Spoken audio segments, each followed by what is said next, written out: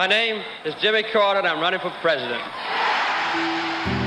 I will faithfully execute the office of President of the United States. the office of President of the United States. Our social and political progress has been based on one fundamental principle: the value and importance of the individual. There's a new mood in America. I say to you quite frankly that the time for racial discrimination is over. Let us learn together and laugh together and work together. We must accommodate changing times in which we are involved right this moment, but we must cling to principles that never change. I didn't ask God to let me live, but I just asked God to give me a proper attitude toward death. And I found that I was absolutely and completely at ease with death. You know, I've had a wonderful life. I've had thousands of friends, and I've had an exciting and adventurous and gratifying existence. The great principles that have guided this nation since its very founding will continue to guide America through the challenges of the future. I've wanted to serve as president because I love this country and because I love the people of this nation. And the remains of the late President Jimmy Carter actually had left the state of Georgia a short time ago, and he's being transported to our nation's capital to lie and repose at the Capitol Rotunda. Right now, he's being carried by Special Air Mission 39. Of course, he was the 39th president, and will be arriving at Joint Base Andrews about 2:45 this afternoon. 2:15 this afternoon, and his remains will be transferred with a ceremony to a hearse, and then a motorcade will depart for the U.S. Navy Memorial, and ultimately Mr. Carter's remains will be taken to the U.S. Capitol. There will be a funeral procession marching up to the U.S. Capitol, and then the late president will be carried up the stairs by military body bearers into the Capitol Rotunda, where at 4:30 this afternoon, Congress will be paying their respects during a special service. At 6 p.m., Mr. Carter's family will have a private moment, and then at 8:30 tonight, Mr. Carter will lie in state, and that will, for the public, to come and pay their respects through tomorrow until Thursday, when his remains will be brought back home to Plains, Georgia, where ultimately he will be laid to rest. We have a special guest joining us this afternoon who knows a lot about Mr. Carter's legacy, particularly when it comes to energy. We have Dr. Marilyn Brown, who is a professor from the Georgia Institute of Technology School of Public Policy, and you're a professor of sustainable systems. Thank you so much for being with us, first of all. I know that in what you do, of course, you followed so much about Mr. Carter's legacy relating to sustainability, but it's something that has overlapped in many other areas of his work. For instance, creating more affordable housing and really improving life for so many Georgians and beyond. Yeah. So when you think of Mr. Carter today, what do you think is really the most remarkable aspect of his contributions in that regard?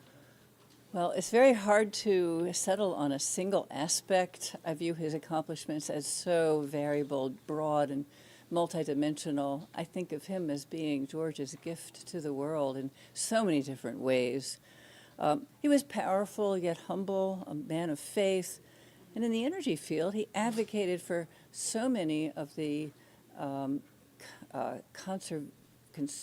conserving and renewable and environmentally green energy options that were quite new at the time when he was president and in the decades to follow, and are still, of course, only emerging. For instance, he put solar on the White House. He put solar in his peanut fields. He put solar on top of Habitat for Humanity homes. And there's still not enough of it, but he was way ahead in doing so much in so many different energy fields. A lot of people recall his famous sweater speech, where he essentially stood in a cold room and he was wearing a sweater and sort of shifted the focus on to, how we can sort of take responsibility for our own personal comfort. For instance, right now it's very cold out, right?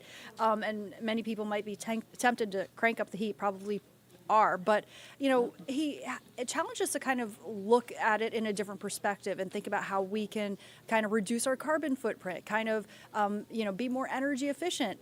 Instead of maybe turning up the heat, bundle up. Yeah, okay. So that's a great topic because he introduced so much science to the use of energy in our everyday lives.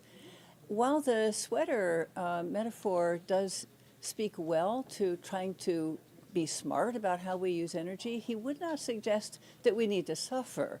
We don't need to drink warm beer and suffer in cold homes. Mm-hmm. We can be smart about how we use energy and use it wisely. He was a very well-educated man, as you know, a author of many books, and he brought some of that science to the Habitat for Humanity projects that he worked on all across the world.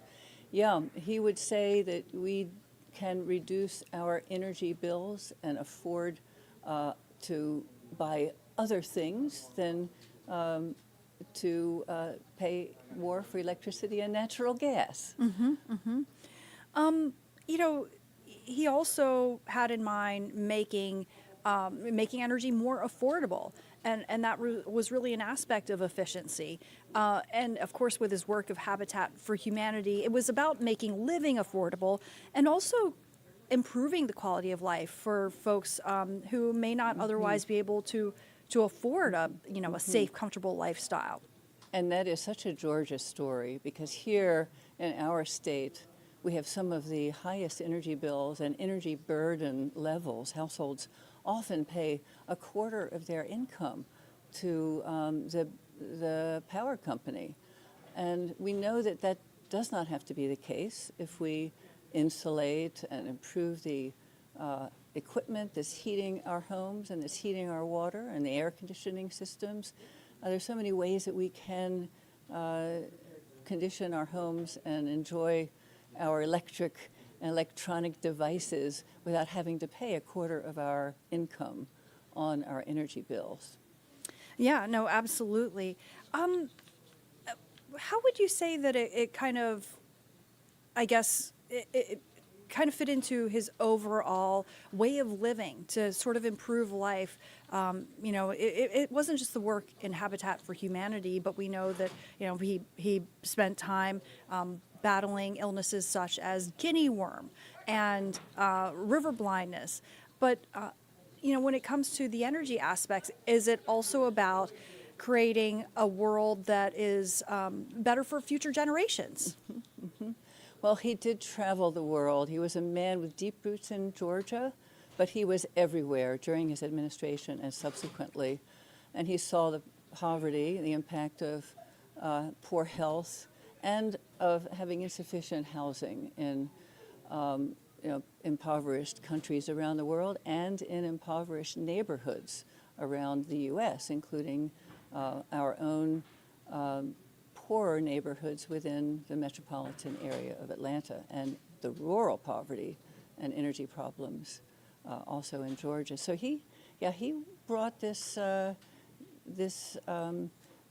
view to every aspect of his life. It wasn't just about energy. He was such a man of faith. He thought he could improve the lives of people by working hard. He worked so hard to help wherever he could. And you've highlighted that Mr. Carter created the U.S. Department of Energy in the wake of the 1973 to 74 Arab oil embargo. So how does this work in the energy sector really fit into, I guess, his kind of global view? I have to go back to that role of science, which I don't think has been emphasized enough in some of the coverage of his life. He did go to several universities, of course, including a number of courses that he took at Georgia Tech, which he said were very difficult. And I had a chance to spend a weekend with him about 15 years ago, and planes, and we talked about Georgia Tech, and we talked about the School of Public Policy, which he was so thrilled to learn about, that we're applying science to how you design cost-effective public interventions, for instance, deregulating natural gas and railroads, and even deregulating home brewing of beer. He put good concepts into action, and it was a pleasure to meet him and talk with him about that. I can imagine. And you mentioned that he was the first green president installing 32 solar panels on the White House West Wing roof in 1979. I mean, you don't see a lot of homes with solar panels today. So to do that in 1979 on the White House, that must have been pretty remarkable. Yes, it was. So when I was at Oak Ridge National Laboratory, he asked Habitat for Humanity to contract with Oak Ridge, which was a center of energy science, to figure out how we might be able to design habitat homes that were net zero energy, where the solar on the rooftop produced enough electricity to meet all of the needs of the devices that were being powered in the home. So he was way ahead of his time, because zero energy buildings are only now coming in to the marketplace, and he was helping to design them back in 2002. It's incredible, way ahead of his time, and yet this other aspect we've heard him describe that way in terms of social issues, racial equality, gender equality, and then with this very forward thinking. Anything else you'd like to say about his legacy and maybe what you're thinking about during this time as the world really honors him? Well, of course, he was part of a team. Rosalind was by his side everywhere, and even when designing the solar panels for his peanut farm, she was putting flowers and wildflowers in between them so that the butterflies could survive. And looking at the environmental aspects of designing energy systems that were also good for nature. So the two of them together were just a unique and powerful couple. Like a pleasure and such an important partnership. Yeah, no, absolutely, and and Mr. Carter, we've been talking about how he will ultimately be laid to rest back home in Plains, Georgia, and under a willow tree at the family farm, and that would be next to Rosalind, his life partner.